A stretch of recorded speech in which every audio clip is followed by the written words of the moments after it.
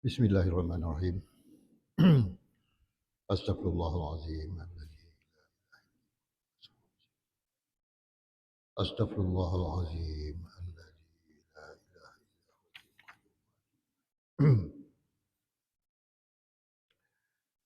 Ila hadratin Nabi sallallahu alaihi wasallam wa ala alihi wa ashabihi al-kiram. Syai'ulillahi lahum.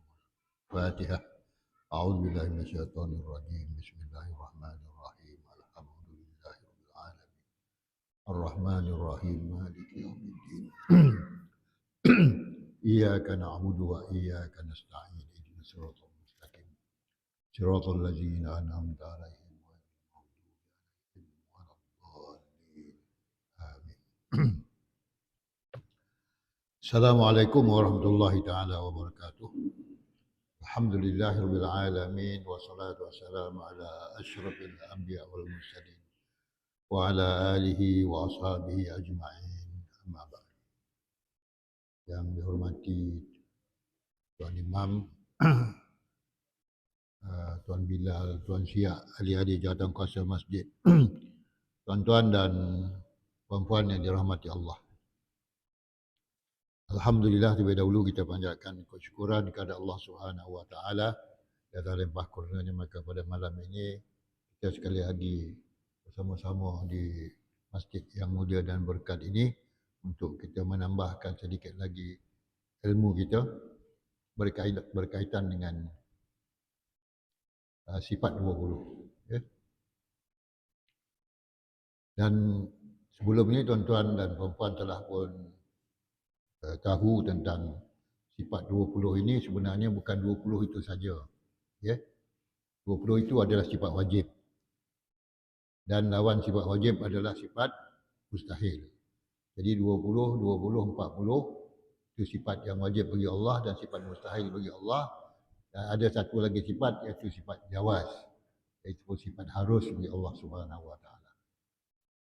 Di situ je kita dah dapat 41. Ya. Kemudian masuk sifat wajib bagi Rasul 4, sifat mustahil bagi Rasul 4, 8. Ya. 41 campur 8, 49. Sifat harus bagi Rasul 1, semuanya adalah 50. Jadi yang 50 ni lah tuan-tuan dan puan kita nak fahamkan betul-betul, kerana kita tiap-tiap hari mendirikan solat 5 waktu. Ya? Dan kita menyembah Allah Subhanahu Wa Taala yang mempunyai sifat 20 ini. Dan mustahilnya 20 dan seterusnya kita sampai disebutkan di sini, iaitu itulah yang dipanggil aqaidul iman, kesimpulan iman, iaitu 50. Okay? Kesimpulan iman kita ada 50. Ada juga orang tanya, apakah wajib kita menghafaz 50 ni? Wajib tak menghafaz? Wajib memahamkan. Kalau hafaz dia tak faham, tak jadi kita mendekati dengan sifat tersebut. Kalau kita hafaz dia tak faham. Sebab masa dulu kita pernah tengok ya orang tua kita kat jari je wujud kidam baqa mukhalawatu ta'ala li waliyati amu ta'ala bi nafsihi wa daniyah qudrah iradah sama basar kalam. Sampailah 20 tu. Dia boleh sebut tapi dia tak faham. Sebab itu kita kena faham. Dengan satu-satu dia boleh sifat Allah Subhanahu Wa Taala, kita kena tahu satu-satu je. Jadi kalau kita faham tentang sifat ma'ani Allah Subhanahu Wa Taala, iaitu Allah Taala itu bersifat pendengar. Bukan mendengar itu perbuatan. Pendengar itu sifat. Bagi zat Allah Taala itu ada sifat pendengar. Dan soalan kita ialah bagaimana Allah Ta'ala mendengar? Sama tak macam kita mendengar? Jadi kalau Allah mendengar dengan zatnya, tetapi kita mendengar dengan alat kita. Kita mendengar dengan apa? Dengan telinga. Okay? Kita mendengar dengan telinga sebab kita makhluk. Kita tak bolehkan sama. Kita tak bolehkan Allah itu sama dengan makhluk di segi sifat pendengar dia. Allah tidak bersifat pendengar seperti makhluk. Makhluk perlukan alat mendengar. Kemudian sifat pendengar Allah Subhanahu Wa Taala ini tidak terhad, tak terbatas. Kita mendengar sejauh mana kekuatan pendengaran kita, sejauh itulah yang kita boleh dengar. Tapi bagi Allah, dia mendengar segala-galanya. Di mana yang disebutkan pada 2 minggu yang lepas, Allah mendengar doa Nabi Yunus di dalam ikan yu, dalam ikan laut, ikan yu tu, ya, di dalam laut Allah mendengar. Allah mendengar doa daripada semut yang memohon hujan. Ya. Semasa Nabi Sulaiman membawa rakyat dia supaya solat sunat istisqa, tetapi bila nampak semut berdoa, maka Nabi Sulaiman menyuruh umat dia supaya balik ke rumah sebab semut telah pun berdoa. Kenapa pula manusia lebih ataupun semut ini lebih hebat daripada manusia berdoa? Ya? Semut adalah makhluk Allah juga. Dan doa semut ni tuan-tuan, adalah lebih jauh dan lebih dekat kepada Allah Subhanahu Wa Taala. Allah boleh mendengarnya. Sebab itu pendengaran Allah tidak terhad kepada yang kuat ke, yang terang ke, yang nyata ke, suara yang nyaring ke, tidak. Allah mendengar segala-galanya sama ada di angkasa ataupun di dalam lautan, di dalam petala bumi atau petala langit, semuanya Allah dengar. Sebab itu kalau tuan-tuan berdoa, bolehlah berdoa. Walaupun tidak dengan suara yang kuat, berdoa dengan dalam hati pun boleh, sebab Allah mendengar. Jadi kita sampai kepada sifat-sifat Allah Subhanahu Wa Taala ini, sifat 20 ini yang wajib dan sifat 20 yang mustahil, dan 40 sifat harus oleh Allah Subhanahu Wa Taala. 1 jadi 41. Kemudian 4 sifat wajib bagi Rasul, 4 sifat mustahil bagi Rasul, 1 sifat harus bagi Rasul, dah 9. 41 campur 9, 50 yang dipanggil aqaidul iman, kesimpulan iman. Baiklah tuan-tuan, baik, kita masuk pada seterusnya. Itu saya ambil daripada kitab ni lah tuan-tuan, tanbih. Tanbih ni artinya peringatan lah, peringatan. Pahami. Peringatan kita adalah kita memahami maksud perkataan Imam Abu Hasan Al-Asy'ari dalam sifat maknawiyah. Kita kena faham dulu apakah Imam Abu Hasan Al-Asy'ari, apakah maksudnya dengan sifat maknawiyah ini. Sebab kita ada 4 sifat yang kita kena tahu. 1 sifat nafsiyah, ada 1 je. Kemudian sifat ma'ani, sifat salbiyah ada 5. Kemudian sifat ma'ani ada 7. Sifat maknawiyah ada 7. Jadi apakah maksud Imam Abu Hasan Al-Asy'ari dengan sifat maknawiyah ini? Sebab maknawiyah ini ada sesuatu yang lazim daripada sifat ma'ani. Contohnya sifat ma'ani, Allah Ta'ala itu bersifat pendengar. Maka maknawiyah dia ialah sifat keadaan Allah Ta'ala itu pendengar. Maksudnya keadaan Allah Ta'ala itu bersifat pendengar. Maka disebutkan kaunuhu sami'an. Keadaan Allah Ta'ala itu pendengar. Apa makna keadaan? Apa maksud keadaan? Keadaan tak bolehlah kita nak pegang, nak rasa, nak sentuh dan sebagainya. Itu keadaan. Contohnya kalau kita tanya keluarga kita di kampung ataupun kita tanya keadaan ayah kita di kampung, maka dia beritahu keadaannya sihat. Macam mana rupa keadaan tu? Yang sihat tu boleh tak dia pegang, boleh tak dia rasa, boleh tak diambil gambar. Keadaan tu tak ada. Keadaan ni adalah sesuatu yang ada dalam minda kita. Keadaan yang sihat, maknanya sesuatu yang sihat, di segi pemikiran kita dia sihat. Di segi yang dipanggil dalam ilmu tauhid ni amrun i'tibariyun. Amrun i'tibari, perkara yang ada dalam fikiran kita. Jadi kaunuhu ni adalah keadaan. Ya. Bagaimana keadaan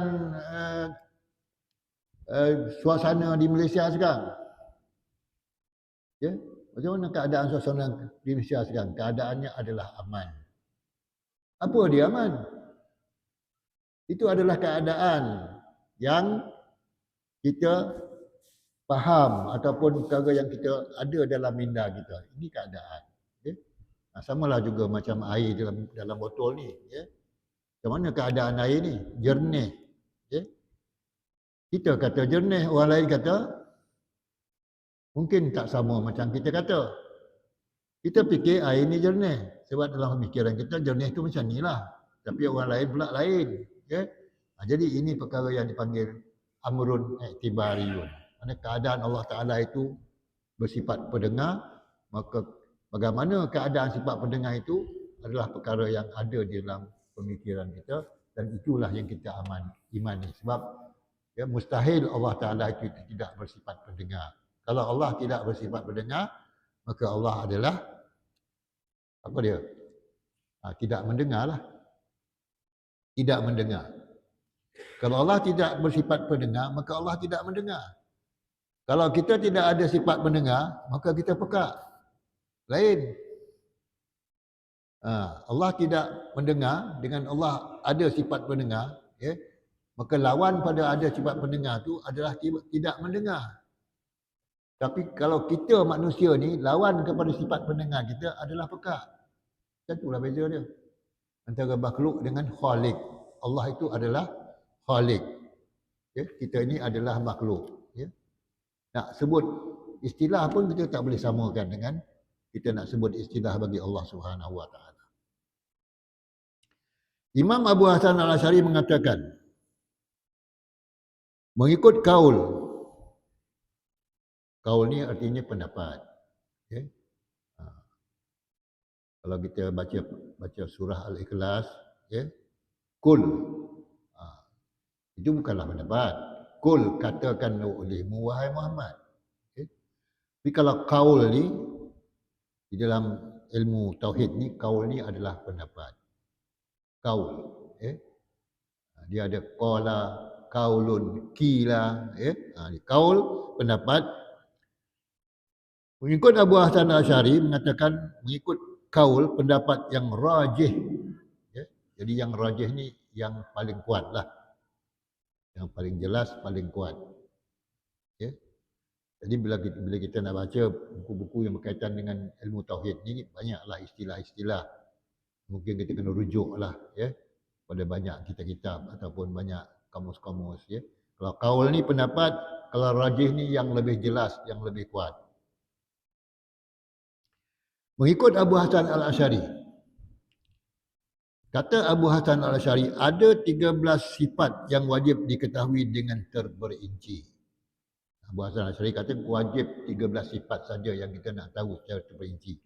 Lagi 7 sifat tu, ya, iaitu sifat maknawiyah tak tahu secara terperinci pun tak apa.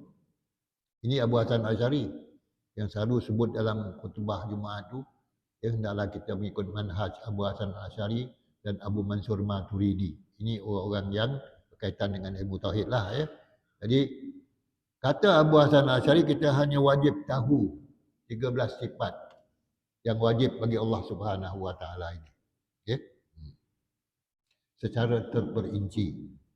Terperinci ini dalam bahasa Arab dia ialah secara tafsili. Okay? Dia ada dua. Okay? Kalau dikatakan secara tafsili, mesti diketahui sesuatu itu secara terperinci, satu persatu. Itu dipanggil tafsil. Kalau ijmali, secara ringkas dia cukup. Okay? Jadi, kata Abu Hasan Al-Asy'ari, kita hanya wajib tahu secara terperinci 13 sifat sahaja. Apa dia? Sifat nafsiyah, 1 sifat. Sifat salbiyah ada 5 sifat. Dan sifat ma'ani ada 7 sifat. Jadi semuanya 13 sifat. Itu sahaja yang wajib kita tahu secara terperinci. Iaitu nafsiyah 1, salbiyah ada 5 dan ma'ani ada 7, 13. Okay? Dan maknawiyah macam mana? Beliau mengatakan, Abu Hasan Asy'ari mengatakan, sifat maknawiyah yang 7 adalah tidak perlu untuk disebutkan lagi kerana ia adalah lazim kalau 7 sifat ma'ani yang sudah ada, Maknanya dia kata Abu Hasan Asy'ari, sifat maknawiyah ni tak payahlah. Ya, dia kata tak payah apa? Tidak perlu untuk disebutkan lagi. Sebab apa? Sifat maknawiyah ini adalah lazim bagi sifat ma'ani. Maksud lazim, kalau ada sifat ma'ani, kata Allah Ta'ala itu bersifat pendengar, maka lazimnya ialah keadaan Allah Ta'ala itu bersifat mendengar. Kalau Allah Ta'ala itu bersifat pendengar, maknanya Allah Ta'ala itu sami'un, kemudian lazimnya Allah Ta'ala itu kaunuhu ta'ala sami'an. Itu lazim dia. Maknanya kalau Allah Ta'ala itu mendengar, maka keadaan Allah Ta'ala itu bersifat mendengar lah. Itu kelaziman. Jadi kata Imam Abu Hasan Asy'ari, tak payah. Tak payah apa? Tak payah disebutkan lagi. Tak perlu disebutkan sifat maknawiyah itu sebab dah diketahui secara ianya adalah lazim bagi sifat ma'ani. Maksud beliau, jika sudah ada sifat ma'ani, ia mencukupi. Cukuplah. Ini kita belajar 13 je lah. Tidak perlu lagi disebut sifat maknawiyah. Ini adalah pendapat siapa? Abu Hasan Al-Asy'ari. Jadi pendapat dia lah. Tapi kita ni sebagai orang awam, kita nak tahu biarlah kita tahu semua. Kalau kita tinggal-tinggal sebahagian dan ambil sebahagian, mungkin kita tak sampai kepada tujuan kita nak belajar tauhid ni. Biarlah kita belajar. Walaupun banyak sikit pun tak apa. Tapi kita tahu. Ini sifat ma'ani, ini sifat manawiyah, ini sabiyah, ini sabsiyah. Kita tahu.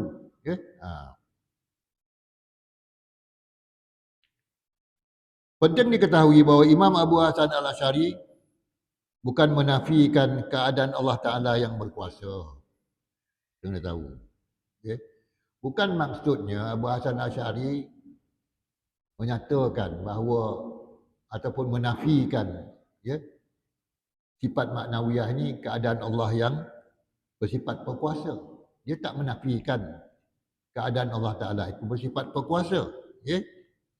Kerana sifat kudrah yang dimiliki oleh Allah Ta'ala sudah pun menunjukkan keadaan Allah Ta'ala yang berkuasa. Itu apa dah cukup lah. Kalau kita dah tahu sifat kudrah, tak payahlah kita kata Imam Abu Hasan Asy'ari, tak payahlah kita sebutkan lagi kaunuhu ta'ala qadiran. Cukuplah Allah Ta'ala itu bersifat kudrah. Jadi kaunuhu ta'ala qadiran tu sudah sesuatu yang lazim bagi sifat kudrah Allah Subhanahu wa taala. Ini pendapat Imam Abu Hasan Asy'ari,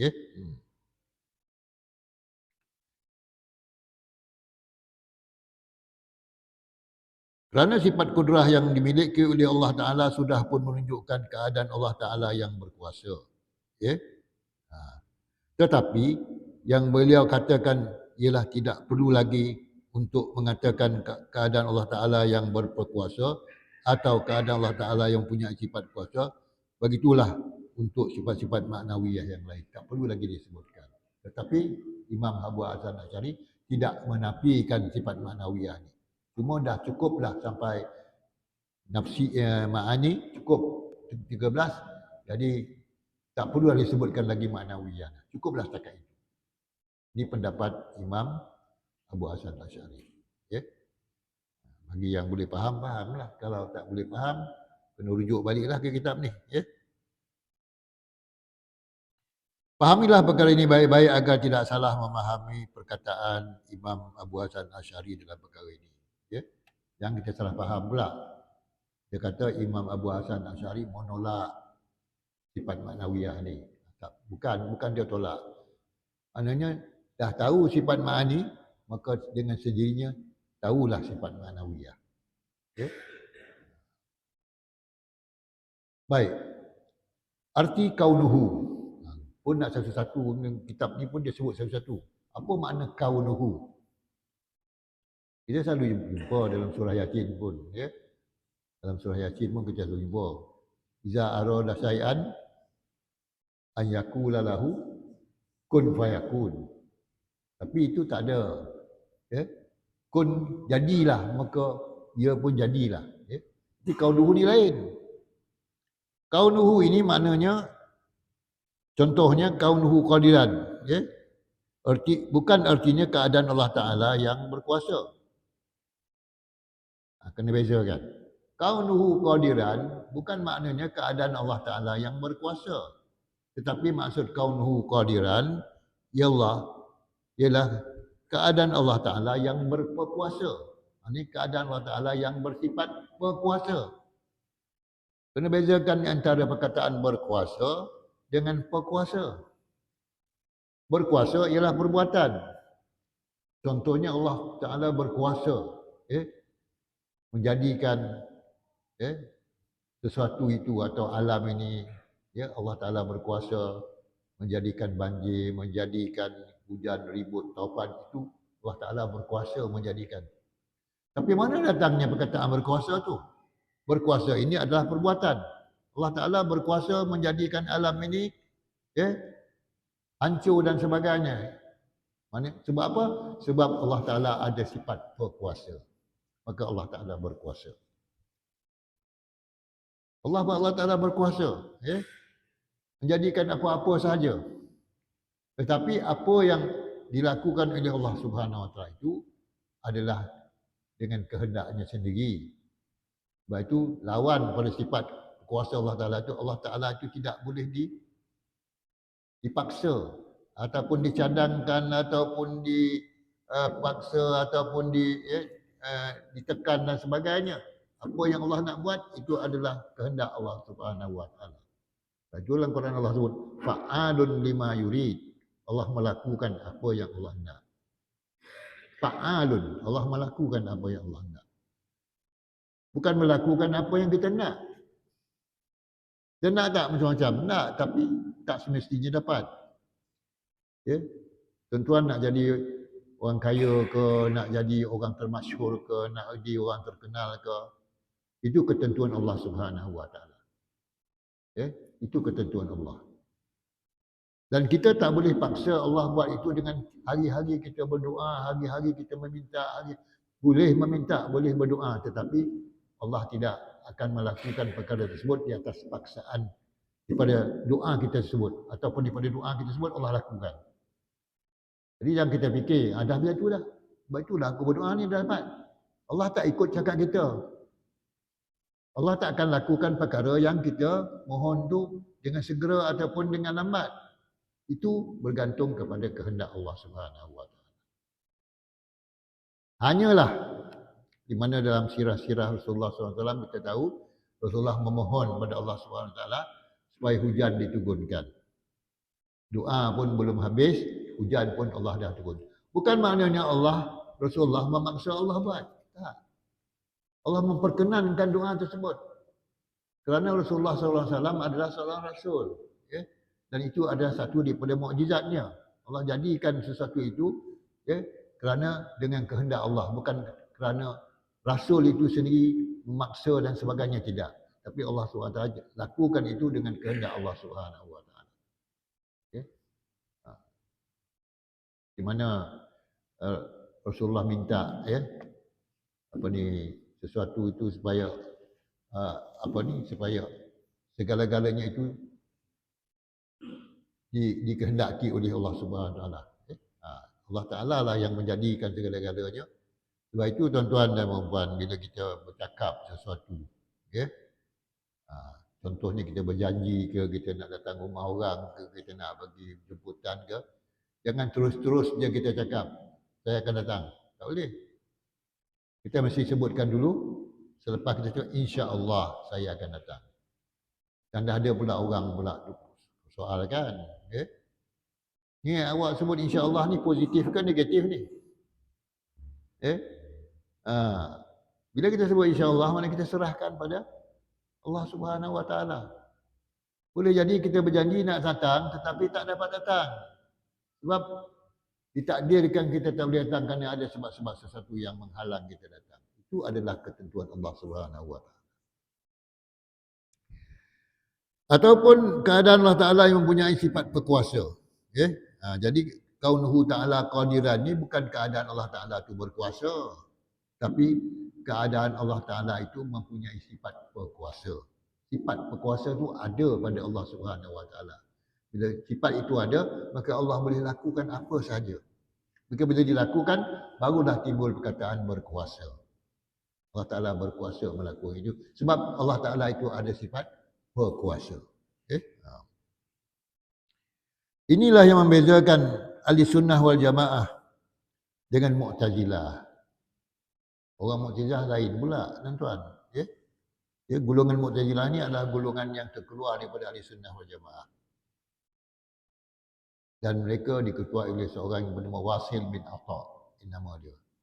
Dia berbahas dengan guru dia Hasan Al-Basri, kemudian dia tak dapat terima pendapat Hasan Al-Basri, dia keluar. Maka dia disebut ya, golongan Mu'tazilah. I'tazalna kan i'tazalna, kami terkeluar. Maka dipanggillah dia golongan Mu'tazilah. Golongan Mu'tazilah berbeza dengan pendapat ahli sunnah wal jamaah kerana Mu'tazilah tidak mengingkari yang Allah Ta'ala itu maha berkuasa, tetapi mereka mengingkari sifat berkuasa. Nah, ini bezanya golongan Mu'tazilah dengan ahli sunnah wal jamaah. Golongan Mu'tazilah dia tak mengpertikaikan ataupun tidak mengingkari Allah Ta'ala itu maha berkuasa, tetapi mengingkari sifat berkuasa, kudrah yang ada pada Allah Ta'ala. Itu pula yang dipertikaikannya. Dia kata Allah Ta'ala itu maha berkuasa, tapi dia tak mahu menerima yang Allah Ta'ala itu ada sifat berkuasa. Ini golongan Mu'tazilah. Bagi mereka Allah Ta'ala tidak ada sifat ma'ani. Ini bagi golongan Mu'tazilah, Allah Ta'ala tak ada sifat ma'ani. Maknanya sifat ma'ani yang kita belajar, 7 sifat ma'ani itu bagi golongan Mu'tazilah tak ada sifat ma'ani ni bagi Allah Ta'ala. Apa dia sifat ma'ani bagi Allah Ta'ala? Kudrah, iradah, sama, basar, kalam, hayyun, mutakalliman, kalam. 7 ni tak ada, kata Mu'tazilah. Jadi kita berpegang kepada apa yang dipegang oleh ahli sunnah wal jamaah. Bukan kita nak pakai Mu'tazilah ni.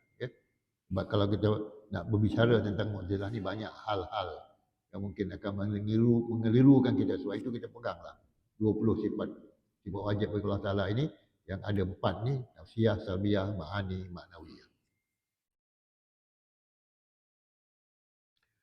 Golongan Mu'tazilah mengingkari atau menolak sifat ma'ani pada Allah Ta'ala disebut ta'til. Mereka menolak sifat ma'ani golongan Mu'tazilah ni. Dia dia mengingkari sifat ma'ani. Bila sifat ma'ani ni diingkari, maka adalah sesuatu yang terkeluar daripada akidah. Kalau ahli sunnah wal jamaah tidak menerima apa yang yang dipercayai, yang diimani oleh golongan Mu'tazilah ini. Kerana untuk mengelakkan banyak kidam, dia kata. Dia tak percaya pada sifat ma'ani golongan Mu'tazilah ni. Qudrah, iradah, sama, basar, kalam, ayun, 7 tu sifat ma'ani dia tak percaya. Sebab apa? Terlalu banyak apa? Sifat kidam. Terlalu banyak ta'addudul qudama, dia kata. Tak perlu banyak. Sifat ma'ani ni tak perlu ada, sebab banyak nanti semuanya kidam. Kudrah itu kidam. Tidak ada didahului, tidak ada dikemudiankan. Jadi dia tak terima pendapat itu. Ini Mu'tazilah lah. Jadi janganlah tuan-tuan mempeningkan tentang Mu'tazilah ni. Yang kita nak fahamkan tentang ahli sunnah wal jamaah. Dia kata tak perlu banyak sangat. 7 sifat ma'ani itu semuanya bersifat kidam. Bagi mereka cukuplah satu kidam sahaja. Lepas sifat wujud, wujud Allah SWT itu ada, kemudian barulah sifat kidam. Satu pun cukup, dia kata. Jawapan ahli sunnah wal jamaah menjawab, banyak kidam Yang dilarang bagi Allah Ta'ala ialah pada zatnya. Pada sifatnya tak apa. Pada zat banyak kidam dilarang. Okay? Bukan pada sifat yang bukan pada sifatnya, tetapi pada zatnya banyak kidam itu tidak adalah dilarang. Okay? Tapi pada sifatnya tidak dilarang. Banyak kidam pada sifat Allah Taala itu sifat kudrah, ya, adalah sifat kidam. Sifat sama pun kidam. Okay? Banyak sifat kidam tak apa, tapi pada sifat bukan pada zat. Okay? Ia dikiaskan kepada nama-nama Allah Ta'ala. Asma Allah. Nama-nama Allah Ta'ala yang banyak sehingga 99 nama adalah Qadim. Adalah Qadim. Bukan Qadim. Qadim. 99 nama Allah Ta'ala itu adalah Qadim. Okay? Qadim maknanya sudah sedia ada. Dan tidak berakhir. Okay? Mempunyai nama yang banyak bagi Allah Ta'ala tidaklah dilarang kerana ia melibatkan nama Allah Ta'ala. Bukan zat Allah Ta'ala. Begitulah persamaannya pada sifat Allah Ta'ala. Jadi ini perbincangan berkaitan dengan perbezaan di antara ahli sunnah wal jamaah dan golongan Mu'tazilah. Golongan Mu'tazilah tak percaya ataupun tak mahu menerima sifat ma'ani ini. Tapi ahli sunnah wal jamaah, sifat ma'ani ini adalah sifat Allah Subhanahu Wa Ta'ala yang semuanya bersifat kidam. Ya?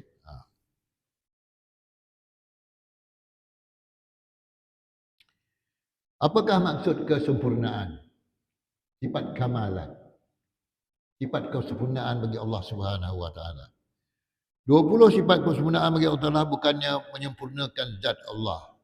20 sifat sempurna ataupun 20 sifat Allah Subhanahu Wa Taala itu, 20 sifat wajib bagi Allah Taala itu bukan maksudnya untuk menyempurnakan zat Allah. 20 sifat itu bukan nak menyempurnakan zat Allah. Ya? Tetapi setiap satu sifat 20 ini adalah sempurna. Setiap satu sifat 20 itu adalah sempurna. Maknanya 20 sifat itu bukan maksudnya untuk menyempurnakan zat Allah Ta'ala, tetapi maksud sifat 20 itu tiap-tiap satu sifat itu adalah sempurna. Okay? Jika dikatakan untuk menyempurnakan zat Allah, maka akan tergambar di akal bahawa zat Allah masih belum sempurna.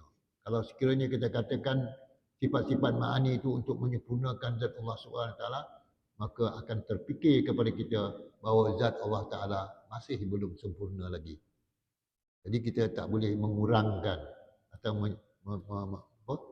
menganggap Allah Ta'ala itu tidak sempurna. Zat Allah Ta'ala itu memang dah sempurna. Tapi 20 sifat ini adalah 20 sifat yang berkaitan dengan sifat ma'ani Allah Subhanahu Wa Ta'ala. Maha suci Allah Ta'ala daripada tidak sempurna pada zat, sifat dan afalnya. Fahamilah perkara ini ya, dengan baik. Ya. Jadi tuan-tuan dan puan-puan yang dirahmati Allah, jadi kita masuk kepada perkara-perkara yang penting dalam zat sifat 20 ini. Ya. Jadi sifat 20 ini ada perkara-perkara penting yang kena kita tahu. Ya. Iaitu inilah sifat 20 kesempurnaan yang wajib diketahui secara tafsil mengikut pendapat yang masyhur, walau bagaimanapun pendapat yang kuat adalah 13 sifat, tidak termasuk 7 sifat maknawiyah. Okay? Ini catatan penting yang kita kena tahu. 20 sifat itu adalah sifat yang sempurna bagi Allah Subhanahu Wa Taala, tetapi yang rajih, pendapat yang lebih kuat, cukuplah kita tahu secara 13 sifat yang wajib saja bagi Allah Subhanahu Wa Taala. Dah masuk waktu ke? Dah. Okay. Okay. Cakap itulah dulu cukup cakap itu dulu, nanti kalau banyak-banyak sangat kan, berserabut kepala. Ya. Yeah. Ada lagi banyak perkara catatan penting ni yang nak disebutkan kat sini, iaitu berkaitan dengan siapakah yang kuat sangat kepada 13 sifat ini dan siapakah yang kuat sangat pada 20 sifat. Okay? Jadi insyaAllah kita akan masuk. Dan kenapa berlaku tertib? Ada satu, ada dua, ada tiga, ada empat, ada lima. Apakah ini menunjukkan yang nombor satu itu lebih baik daripada nombor dua lebih baik daripada nombor tiga? Tak. Tapi semua sifat Allah Ta'ala itu sama. Bukan nombor satu itu disebutkan dia lebih baik daripada nombor dua. Tidak. Nanti kita insyaAllah kita akan sambung lagi. Mudah-mudahan kita dapat. Okay? Walaupun mungkin kita dapat tu tidak secara begitu kuat di dalam hati kita, tapi pendedahan mesti ada dulu. Dan ada pendedahan nanti kita akan sambung lagi. Ya. InsyaAllah mudah-mudahan Allah SWT memberkati kehidupan kita dan mengenyangkan taufik dan hidayahnya kepada semua. Bismillahirrahmanirrahim. Alhamdulillahirabbil alamin. Wassalatu wassalamu ala asyrofil anbiya wal mursalin wa ala alihi wa sahbihi ajma'in. Allahumma rzuqna ya rabbi fahman nabiyyin yafzal mursalin wa ilham malaikatil muqarrabin ya madin ya arhamar rahimin. Rabbana atina min ladunka rahmah wa hayyi lana min amrina rashada. Rabbana atina fid dunya hasanah wa fil akhirati hasanah wa qina azabannar. Wa sallallahu ala sayidina Muhammadin wa ala alihi wa sahbihi ajma'in. Subhana rabbika rabbil izzati amma yasifun wa salamun ala mursalin walhamdulillahi rabbil alamin. Taqabbalallahu minkum. Assalamualaikum warahmatullahi taala wabarakatuh.